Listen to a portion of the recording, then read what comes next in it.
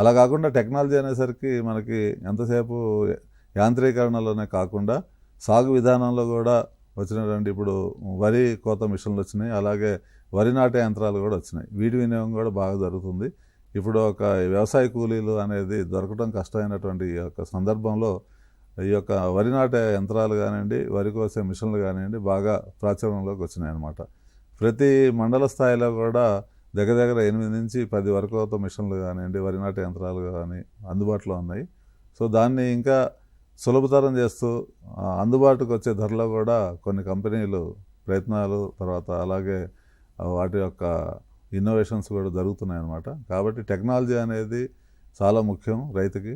ఎందుకంటే పెట్టుబడి తగ్గించుకోవటమే అనే ఒక ఉద్దేశం ఏదైతే ఉంటుందో దాన్ని టెక్నాలజీని అడాప్ట్ చేసుకోవాలన్నమాట. ఆ యొక్క టెక్నాలజీని కనుక అడాప్ట్ చేసుకోగలిగినట్టయితే మనకి పెట్టుబడులు కూడా కొద్దిగా తగ్గే అవకాశం ఉందన్నమాట. ఉదాహరణకి ఉద్యాన పంటలకు వచ్చేటట్టయితే మనకి డ్రిప్ సిస్టమ్ కానివ్వండి, లేకపోతే ఈ యొక్క స్ప్రే విధానాలు వచ్చేసరికి ఇప్పుడు అందుబాటులో ఉన్న డ్రోన్స్ కానివ్వండి, ఇటువంటి వాడటం కూడా ఒక టెక్నాలజీలో భాగంగానే నేను భావిస్తున్నాను. కాబట్టి టెక్నాలజీ అనేది రైతు తీసుకోవాల్సిన అవసరం ఉంది, దాని మీద అవగాహన పెంచుకోవాల్సిన అవసరం ఉంది.